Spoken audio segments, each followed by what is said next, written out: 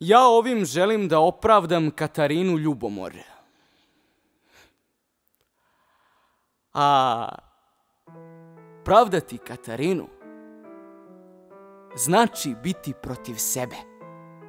Znači sebi govoriti što ne mogu Katarini, znači sebi ponavljati i slušati i shvatiti sve što ona nije htjela.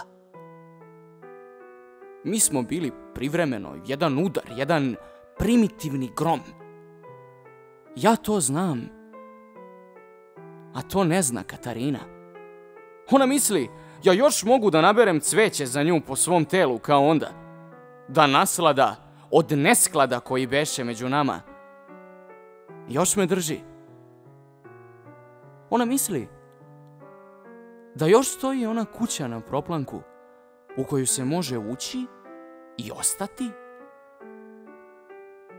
jer sam za nas takva vrata napravio. Ona misli, siguran sam, da su sobe u toj kući tako male da smo stalno na dohvatu jedno drugom. I još misli, verovatno, da su stvari u toj sobi od vazduha i zidovi naše kuće od vazduha i baš ništa nema tela osim nas. Još se sećam, pričao sam kako oko naše kuće kruži sprava što nas čuva u samoći i nikome, osim ptica, k nama ne da. Imamo i svoje sunce, pričao sam. A i prozor jedan. Mali. Tako mali, kad želimo pogledati, moramo licem uz lice. Zašto svu tu lepu priču krivo shvata Katarina? Što to pamti Katarina? Što se ne da s tog proplanka? Što me viče?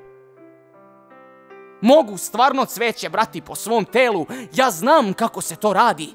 Ima stvarno jedna kuća na proplanku. Ali drugom, stvarno vrata, stvarno prozor tako mali, stvarno vazduh, ptice, sunce, stvarno sami. Ti me želiš razumeti. Ti to tako lepo znaš. A to nikad nije znala Katarina ljubomor.